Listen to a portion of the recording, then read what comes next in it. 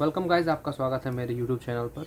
और मैं आज आपको बताऊंगा स्टॉक मार्केट का बेसिक नॉलेज जो आपको होना चाहिए। अगर आप स्टॉक मार्केट के बारे में कुछ भी जानना चाहते हैं तो ये बेसिक टर्म्स आपको पता होनी चाहिए। शेयर्स होते हैं किसी कंपनी के शेयर्स का मतलब होता है हिस्सेदारी। तो किसी कंपनी की जब अपन पर्टिकुलर हिस्सा खरीदते हैं उसको शेयर कहते हैं और उसको अपन खरीदते हैं। जैसे एक XYZ कंपनी है, इसका अपन ने कुछ पार्शियल शेयर खरीदा, मतलब शेयर मतलब उसकी एक वैल्यू अपन ने खरीदी कि मैं उसका ओनर बन रहा हूँ, तो ओनरशिप को बोलते हैं शेयर्स। तो किसी भी कंपनी के शेयर्स अपन अगर खरीदेंगे तो उसमें अपन को ओनरशिप मिलेगी उस कंपनी की अपन को। तो ये होता है शेयर्स को कभी अपन बाय करते हैं, कभी अपन सेल करते हैं।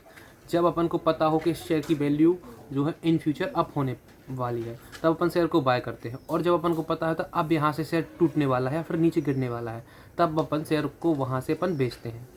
ये प्रोडिक्शन जब अपन को पता हो तब अपन शेयर को खरीदते हैं। एक अच्छी जगह पे खरीदना होता है और एक ऐसी जगह पे बेचना होता है जहाँ पे अपन को पता हो कि अब वो नीचे गिरे तो यहाँ पे अपन बेच के अपना प्रॉफिट बुक कर लो। ये होता है बाइंग और सेलिंग का टाइमिंग। और बाइंग सेलिंग कैसे करते हैं। प्राइस, हर एक शेयर की एक प्राइस होती है।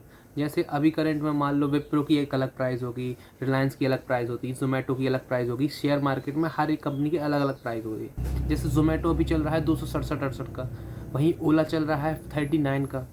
ऐसे करके शेयर की प्राइस से, जैसे शेयर 50 रुपये का है, 60 रुपये का है, 90 रुपये का है, इससे शेयर की वैल्यू को अपन नहीं आंक सकते कि शेयर छोटा है, सस्ता है, महंगा है, घटा है। नहीं, उसके नंबर ऑफ आउटस्टैंडिंग शेयर्स होते हैं, उससे अपन शेयर्स की एक्चुअल वैल्यू निकालते हैं। अब ऐसे को MRF 1 लाख रुपए के प्लस शेयर है तो अब ऐसा थोड़ी बोलेंगे MRF बहुत महंगा शेयर है यार, सभी लोग नहीं ले पाएंगे।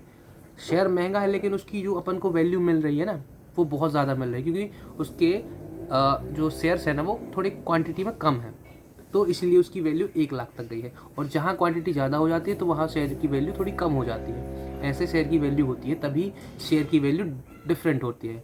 कोई 200 का होता है, कोई 5000 का, कोई 6000 का। अब इसमें कॉन्सेप्ट होता है स्प्लिट का। जैसे मान लो कोई 5000 की चीज़ है, उसको स्प्लिट कर देंगे वो तो 2500 की उसकी कीमत आ जाएगी, तो स्प्लिट हो गया। बोनस मिलता है शेयर में डिविडेंड भी मिलता है। डिविडेंड होता है जो आपके अकाउंट में आता है, फ्री का पैसा समझ लो उसको। आपके अकाउंट में, वो आपके अकाउंट में डिपॉजिट होता है डायरेक्ट, उसमें कोई दिक्कत नहीं होती, डायरेक्ट अपना फ्री का पैसा एंजॉय करो। तो डिविडेंड होता है, बोनस होता है, स्प्लिट होता है शेयर ऐसा भी होता है। कंपनी, रिलायंस एक कंपनी है, उसके अंडर में इतना काम होता है। ये कहीं रिलायंस पेट्रोल पंप है, रिलायंस का एंटरटेनमेंट वो जोन है, रिलायंस का पेट्रोलियम है, रिलायंस का ये है, रिलायंस का वो है। तो रिलायंस एक कंपनी, फिर उसके अंतर्गत छोटे छोटे उसके काम।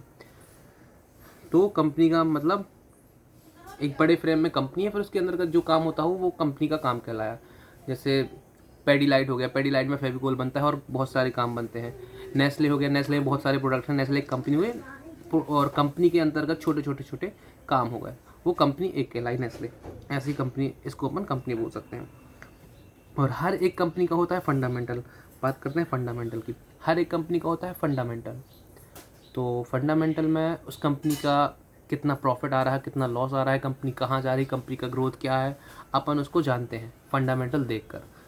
कि कंपनी 2020 में इतनी ग्रोथ दिखाई, 2021 में इतनी, 2022 में इतनी, 23 में इतनी, ऐसा करके अपन कंपनी का फ्यूचर प्रेडिक्ट करते हैं और उसको फंडामेंटल उस पर एनालिसिस करते हैं। तब उसको जाके अपन शेयर को चुनते हैं कि भाई मैं ये शेयर खरीद रहा, इसमें मेरे को प्रॉफिट होगा। तो ऐसा अपन फंडामेंटल उसको देखते हैं, कंपनी के फंडामेंटल। ट्रेंड, ये एक होता है बियरिश ट्रेंड, एक होता है बुलिश ट्रेंड।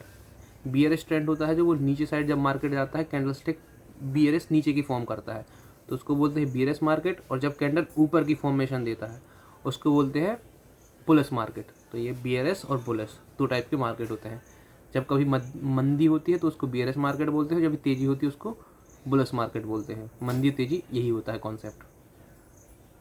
बस अब आया ग्लोबल सेंटीमेंट। ग्लोबल सेंटीमेंट का मतलब ये, जैसे कहीं पे ग्लोबल सिनेरियो बिगड़ गया, जैसे कहीं पे वॉर हो गई, कहीं पे ये हो गया, कहीं इसने इसको ऐसा बोल दिया, कहीं इसने इसके ट्रेड पे टैरिफ लगा दिया, तो उसके जो सेंटीमेंट होते हैं उसके हिसाब से ग्लोबल सेंटीमेंट चेंज होते हैं, तो उसको बोलते हैं ग्लोबल सेंटीमेंट। उसके कारण भी मार्केट बहुत इफेक्ट होता है।